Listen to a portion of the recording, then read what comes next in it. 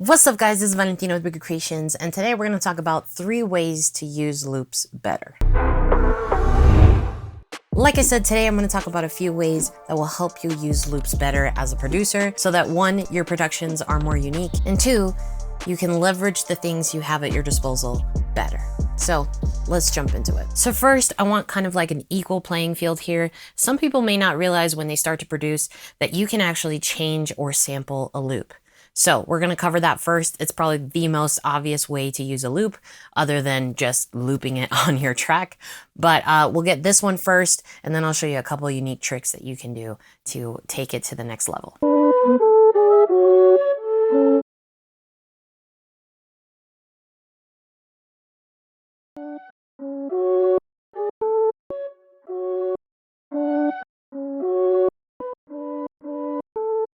Tip number 2, if you want to take this to the next level, rather than just sampling and, like chopping up the whole loop, let's say you're dealing with a drum loop.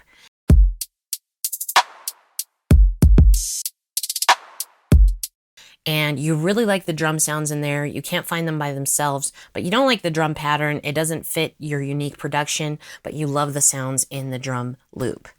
All you got to do is drop that baby into a sampler inside of Logic or whatever DAW you're using. Make sure your sampling is set to detect the transients in the beat, so basically every single beat. And there you have it. Boom! You have every single sound in this loop now sampled and assigned to a key on your MIDI controller or ready to be used in your DAW.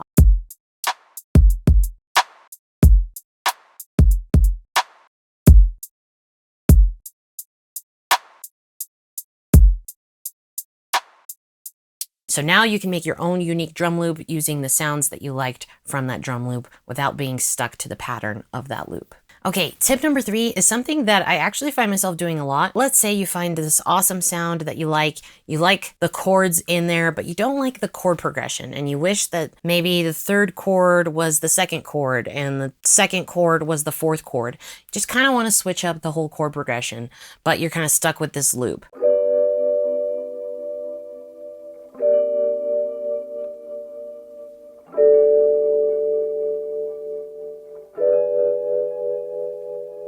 All you have to do is use this scissors tool, chop up the loop according to each chord, and then switch the order. And then all you have to do is, once you got it nailed down, select all of the pieces that you sliced and join them.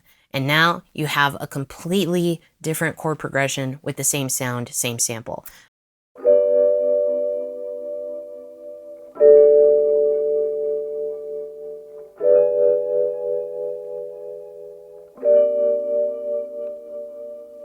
I do this all the time because oftentimes I find a sound or a loop that I really, really like, but it's not the chord progression I would like.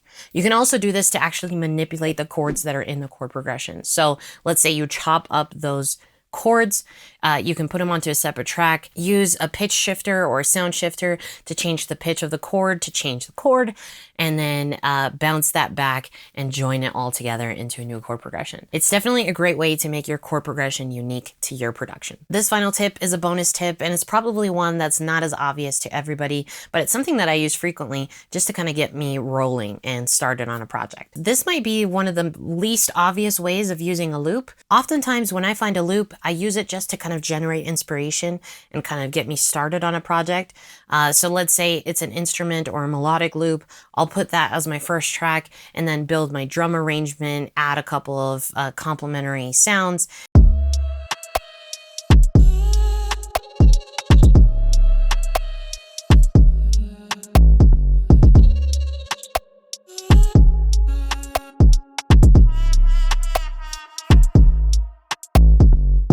And then I will just totally get rid of the original loop that I used in the project and replace it with my own sounds, my own chord progression, maybe tweak my bass line after that if it ends up being a different chord progression than the original loop.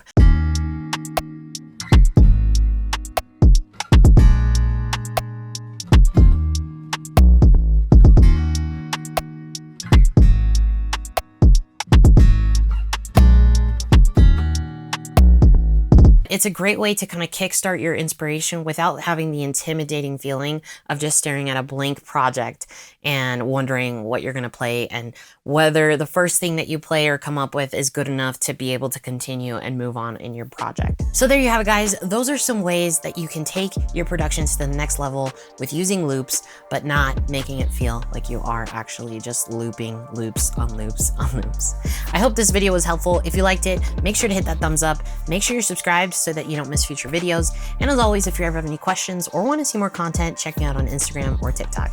Keep making beats.